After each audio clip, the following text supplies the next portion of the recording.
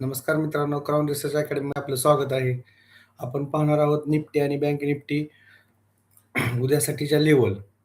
आज दिनांक 11/12/2025. तर आपण उद्या 12/12/2025 साठी शेअर बाजारामध्ये निफ्टी आणि बँक निफ्टीमध्ये काय होणार आहे, हे आपण ॲडव्हान्समध्ये बघणार आहोत. तर तत्पूर्वी आपण बघून घेऊया, काल ज्या लेवल आपण दिल्या होत्या, त्यामध्ये आज मार्केटनं कशाप्रकारे रिएक्शन केलेलं आहे. तर त्यासाठी अगोदर आपण डिस्क्लेमर बघून घेऊया. डिस्क्लेमर चेक करा. सांगा डिस्क्लेमर दिसतंय का?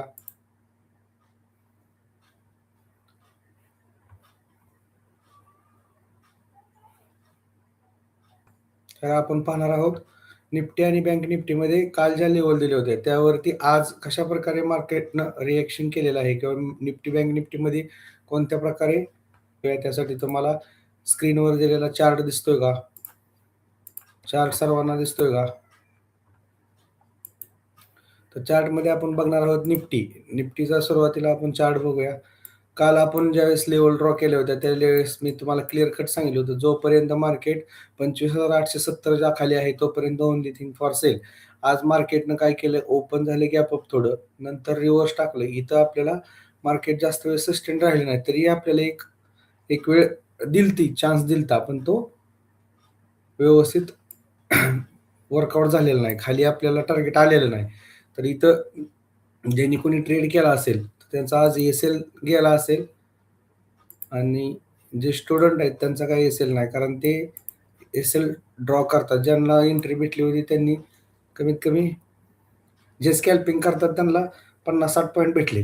पण जे लॉंगसाठी बसतात त्यांना त्यांचा एस-एल गेलेला आहे, ट्रेलिंग एस-एल गेलेला आहे.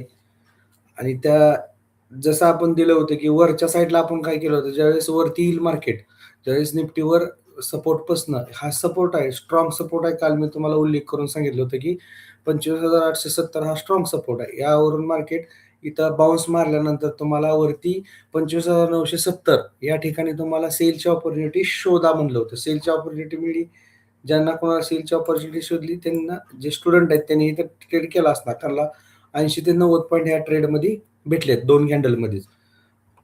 समजा इथे बी तुमचा मिसमॅच झाला, तर थर्ड चान्स पण तुम्हाला दिला होता. थर्ड चान्स पण तुम्हाला आपण सांगितलं होतं, की जोपर्यंत 25,970 वरती सस्टेन राहत नाही 15 ते 20 मिनिटं, तोपर्यंत नो बायिंग. इथं 15-20 मिनिटं सस्टेन राहिलं, इथे एक चान्स तुम्हाला भेटला होता. ह्यामध्ये देखील 50 ते 60 पॉईंट राहिले. ज्या लेवल देतोय तर पिंक पॉईंट कसं इथं सस्टेन राहते, या ठिकाणी सस्टेन राहते. ह्या लेवल कसं ॲक्युरेट त्याच लेवलला पिन पॉईंट मार्केट डान्स करते, आपल्या लेवलवरती डान्स करते.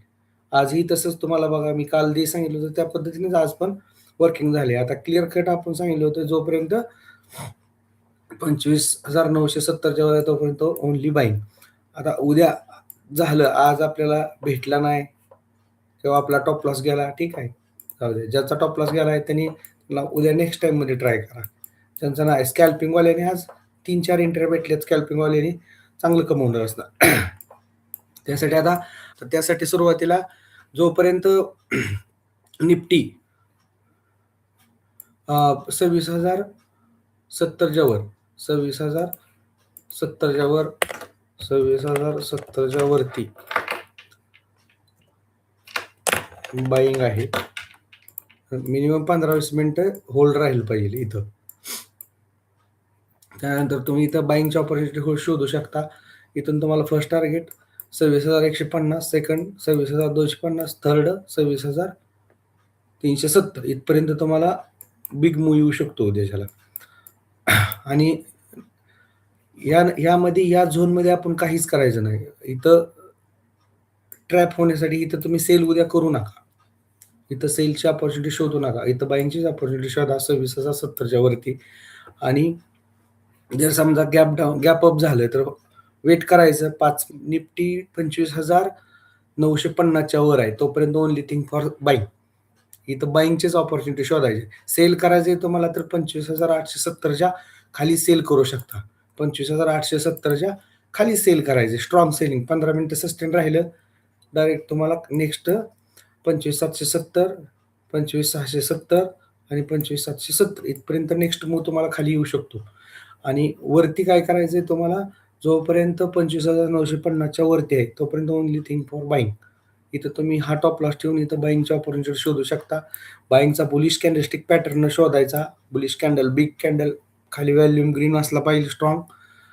अशा टाईपच्या कॅन्डलस्टिक पॅटर्न शोधून तुम्ही बायिंगची अपॉर्च्युनिटी शोधू शकता. हॅमर वगैरे जर सापडला तरी पण गॅप अप ओपन झालं. समजा गॅप अप ओपन झालं इथं. वेट करा, मार्केट खाली येऊ द्या. इथं तुम्हाला बायिंगची अपॉर्च्युनिटी शोधा. इथं बायिंग आहे.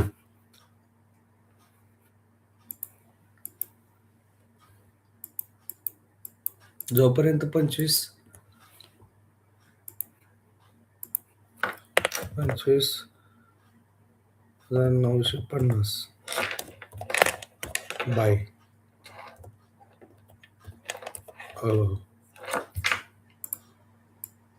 सेल करायचे 25,870च्या खालीच.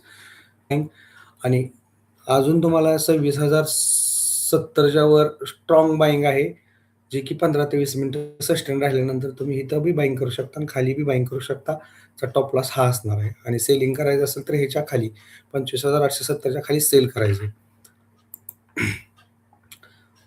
आणि आता आपण बँक निफ्टीमध्ये बघूया. बँक निफ्टीमध्ये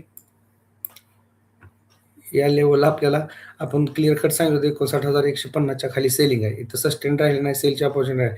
जे स्टुडंट आहेत त्यांनी इथं सपोर्ट लेवलला बायिंगची अपॉर्च्युनिटी त्यांना भेटली असेल, त्यांना चांगलाच प्रॉफिट झाला असेल. स्टुडंट आहेत त्यांना माहिती आहे बायिंग कसं करायचं. हे छोटासा टॉप लॉस ठेवून तुम्ही बायिंग करू शकता. सपोर्ट लेवलला शक्यतो बायिंगची अपॉर्च्युनिटी शोधत जावा.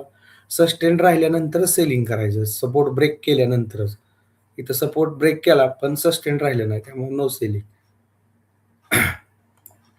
आता उद्या आपण काय करायचं?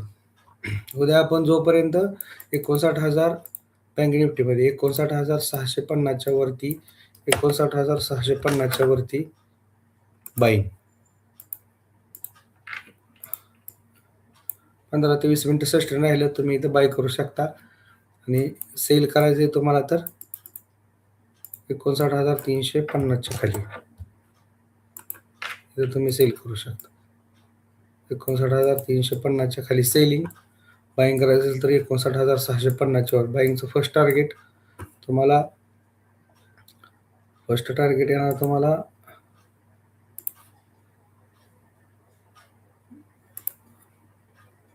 59,950 सेकंड, 60,150 थर्ड,